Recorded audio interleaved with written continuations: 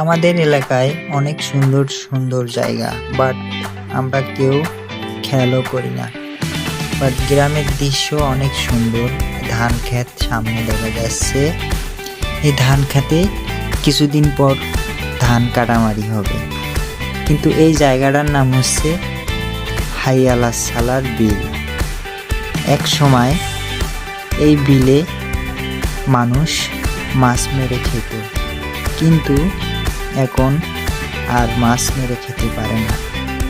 এই জায়গাটা বর্তমান সরকারবাদী হয়ে গেছে। সেখানে সরকারের তরফ থেকে মাছ চাষ করে।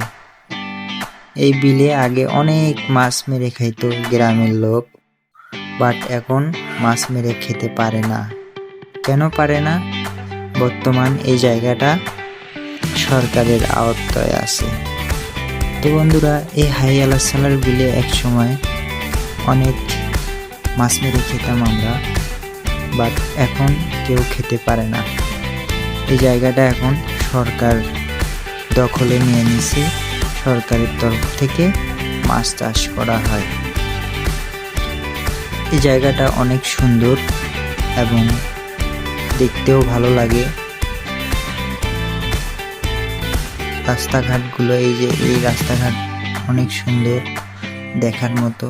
বিলের সাইড দিয়ে হাঁটলে অনেক ভালো লাগে, এবং বিশেষ করে সকালবেলা যদি আপনি খালি পায়ে হাঁটেন তো আরও ভালো লাগে।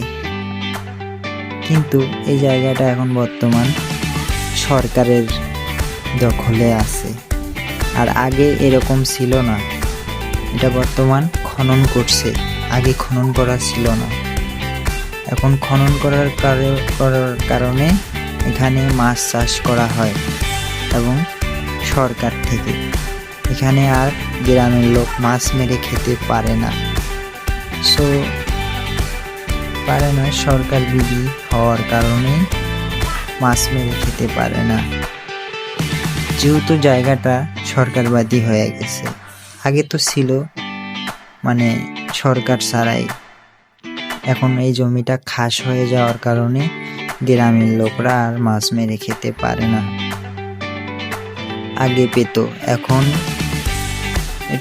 সরকার থেকে চাষ করে খায়। সরকার পারমিশন নিয়ে নিছে। আর যারা এখানে যারা থাকার জন্য যারা দেখাশোনা করে, ওইটা ঘর। আর সামনে একটা আছে ঘর, ওটাও হলো গিয়া মানুষ থাকে। বাট এখানে এখন বর্তমান গ্রামের লোক মাছ মেরে খেতে পারে না। এখানে মাছ চাষ করা হয় বর্তমান। আর জায়গাটা দেখতে অনেক সুন্দর। যদি ভালো লাগে তো বন্ধুরা এসে দেখে যেতে পারেন। এটা